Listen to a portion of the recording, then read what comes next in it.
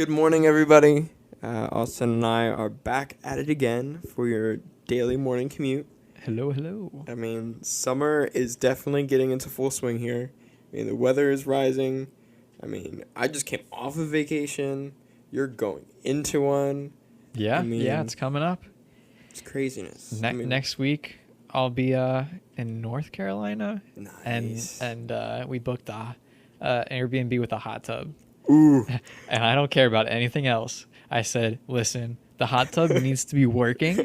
Like it is in the Airbnb photos, and this is why I am buying your establishment over other people, because I want a hot tub on vacation. Dude, a hot tub? I mean, it's been, I think, at least maybe, because last time I was in a hot tub was at Braxton Lehman's house in his backyard. Yeah. Because they have a hot tub. That was like the very last time I've ever been in one. And there is something very soothing about just relaxing in a hot tub. That's what I'm looking forward to, because I need it. after these last few months of photo gigs full time and planning the event coming up, it has been nonstop. And you felt some release on your vacation, right? Partially, yeah. I mean, it was a good first couple of days, and then just everything else kind of just came back into fruition. So I hope and pray that that's not what happens to you. And definitely create boundaries. Yeah. And I think it almost segues into our point in our discussion today is every character in a story has to have some sort of rest. Yeah. Some sort of point before the huge climax of time just to be able to relax. And I think with our event coming up on July 10th, I know it's going to be like advertisement, but we really just want people to come to this and just to be able to elevate and curate their craft. But for this week, we're talking about how to actively and correctively tell your story. We're having Lizz and Vito from Our Hearts Content talking about it. And so Austin and I are going to kind of just try to talk about and touch briefly into what it means as creative to tell our stories. Yeah. And so we've stressed about it before. I mean, I think through our content, Lemons. We've hoped that we've stressed it, but storytelling is very important. Yeah. I think storytelling is what you need, because selling is not what you need. Idea? That's really good. So, like, telling a story, we can talk about branding all day, and I'll talk about that next week, I believe. But, like, storytelling is setting the scene correctly for your characters.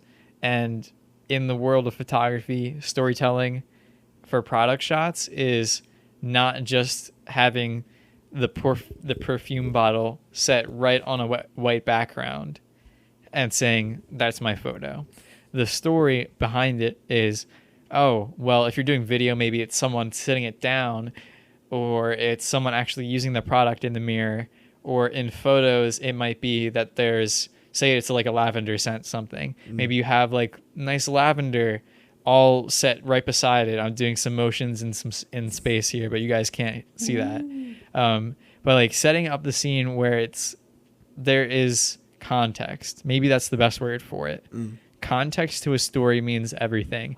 If you're just selling something, then there's no context. What if I've never heard of your t-shirt before? What is that? You're just going to sell me a t-shirt? Okay, cool. Can I make it myself? Yep. What value does it hold if it's not within context? And if it's not within context of a movement, or not within context of this shirt will make you feel happier, this product will make you feel happier because you're around friends with this on, and maybe it attracts conversation. Without that context, it's just another shirt. It's just another photo. It's just another person explaining what they're about. And you bring up a good point, is like, as creatives, each of our different niches requires and almost encourages and needs to have a story. Because, I mean, like you said, nobody's going to really want your t-shirt or listen to your music or look at a photography shoot, or look and experience the things that we create without a story. Because I mean, like you said, what's the point? Stories are captivating. I mean, you don't want to listen to a song that is just like just music and like some words that are just ramble jamble. I mean, every song has a composition, has an order, and even within that self, I mean, that's a story. I mean, you start with the intro, you go to the verse, like that kind of thing. And so it's not necessarily even important. It's like key. Without storytelling, yes, like what's the point? Yep. And through that, I mean, there almost becomes a struggle because you're probably thinking like, okay, storytelling is like key. It's important to what I'm doing. But then how do I do it correctly? Because I feel like a lot of times people will be like, okay, I'm going to just tell stories. But then, I mean, they lose it in translation and why they're really just pushing things out there. Yeah. So story, I wouldn't use the word needs to, but relies on an arc. We talked about this last time about story arcs, but there needs to be tension and there needs to be release of tension. And whether that be, in the slightest of sense, being like, oh my gosh, is he going to stub his toe at this door or something like that? And like, there's a lead up to it. Think about it as like, I don't know what kind of triangle it is, but it's a triangle that goes like diagonally, and then it's not a 90-degree turn down, but there's like a isosceles. Is it? I don't know. Maybe. We're bringing geometry into this now. It's biology, geology, geometry, whatever. So there's an arc to it, and there's a lead up. So say here's a practical example on how to do it. Say you're releasing a shirt.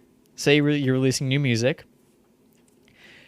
You need to start promoting ahead of time. It can't just be, my music's out this Friday.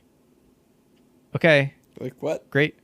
Okay, see ya. Listen to it once. Great, cool. Just go through the feed. Yeah, and there needs to be build up. For an example, the band Camino just announced that their album is coming out. Actually did come out already. Yeah. And the lead up was, it was like the Wednesday, the week before, they came out with like a little video teaser. At the very end, it said 625, and so then that came. Amazing album, by the way. Love it so much. It's so good. We can get into that. I've yet to listen to it. We can get into it another time because we can dissect it a little bit. But like, they advertised a week and a half beforehand. They teased it. They drew people's interest. They knew it was coming for a while, because they released singles, and you can get into that musical stuff. But they advertised it like a week and a half beforehand, and that brought tension. It's not like weird tension, but it's like, I want this now. I cannot have it now. And that's super important, because then people, it's in the back of their heads. It's in the back of their heads. And as it comes closer, maybe they remember and think about it more. And then the release attention is that album drops Thursday night at midnight. It's all out on the table. Everyone listens to it. And then the relief of tension comes into say. You are satisfied, hopefully. Hopefully you're satisfied. Fingers crossed. And you feel this urge to wait is gone. You've gotten to that point, and you say, now I can ride the wave of if it's good or not, whatever you think it is. In the same way with like anything. I mean, music is a good example because it happens all the time. But same way with a t-shirt drop. The relief of tension is there, and from that point on, you're just kind of riding it. There's no, is it gonna be good? Is it not gonna be good? Is it worth my time? Is it exciting, impactful, insightful? Any of that, you know what it is. So there is no more anticipation, which leads to the relief. Exactly, and I think what we're almost trying to push is that, like, storytelling, you wouldn't read a book that isn't a good story. I mean, you'll be reading it, and you'll be building up to the point of the climax, and then if there's no tension release, I mean, like, why are you reading the book from begin with? I mean, it's just like what Austin was saying with the band Camino. I mean, I'm thinking of when you immediately were talking about storytelling through music, I was thinking about kind of a low key like indie artist named Covey. I mean, he was been doing it for the past month and a half. I mean, he releases videos. I mean, his album cover was the end of the release, which was then the album coming out. And it was him like telling what each of the different characters are part of his story, of his songs, and how they came to be. I mean, it just reflects into if we're somebody that's creating T-shirts, somebody's doing photography, somebody's doing music. I mean, the possibilities are endless of, as long as you're creating a story that has a correct pinpointed tension release that allows for somebody to be like, whoa, or maybe not enjoy it, because there is that flip side of telling a story. I mean, it's not just, this is an amazing story, I want to continue to follow it, and you might get halfway through the story and might realize, like, shoot, I don't like this story. And I think that brings up even a bigger point. It's like, when we're telling stories, if there's not certain times of where, like, the tension or things like that comes in play, I mean, we might lose some people. But if somebody doesn't like your story, I mean, that doesn't mean that your craft and what you're doing isn't worthy of storytelling. Right. And I think as we search through that and explore that, I mean, it's just like, there's going to be people that don't like certain books and don't like certain songs, because that's just who they are as individuals. And so it's learning to be okay with you telling a story, and you might have pinpointed everything absolutely perfectly. I mean, like Austin was saying, the tension release was there. I mean, you got the songs out, you got the products, and then you look at them and you're like, wait, I don't really like it. And that's okay. Yeah.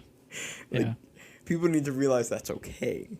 I mean, not everybody in this world is going to like you for the story that you tell. And that explains target marketing perfectly. You're not aiming to hit everyone. People that try to hit everyone often don't hit anyone.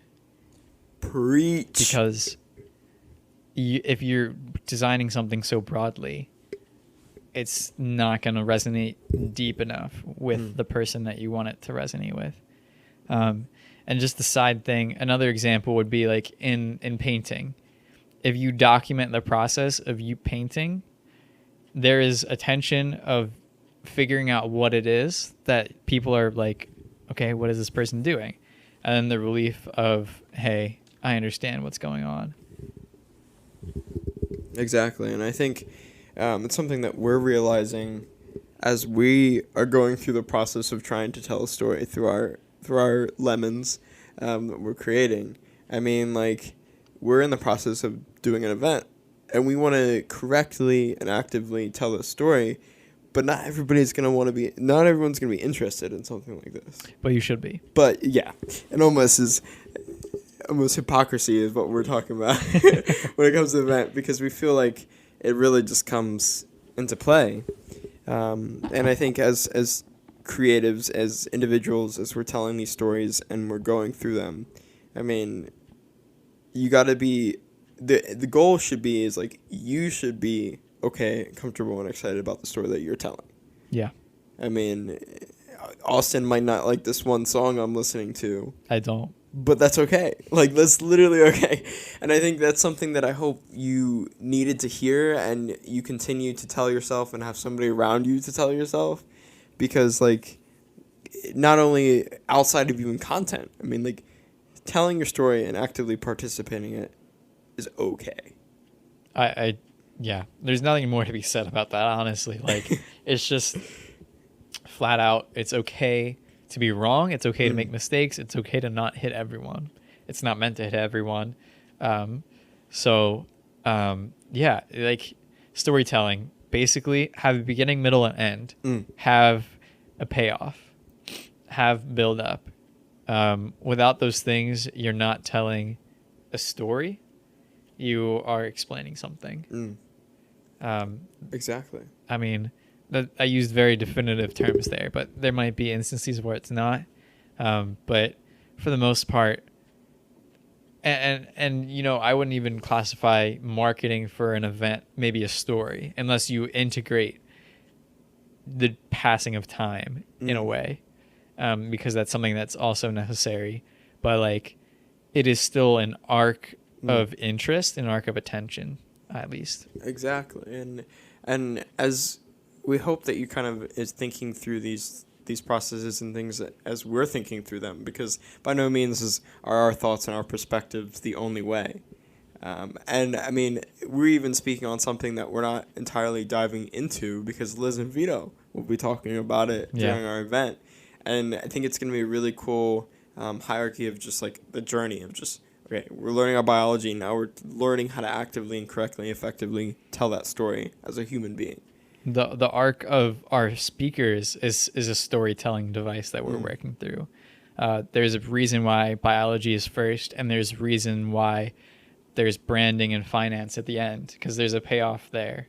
Exactly. Financially, if you will. Hint, hint, wink, wink. So yeah, I think it's been a good talk on storytelling. Yeah, we hope that you've enjoyed listening to Austin and I's perspective on this, and that you are driving wherever you are, or sitting, enjoying your time, and have a good rest of your day. Are we doing our funny noises? Yeah, I'm looking at a tree right now. I'm going to make a tree rustling noise. Should I try that? I'll do the wind. Okay, ready? See you guys.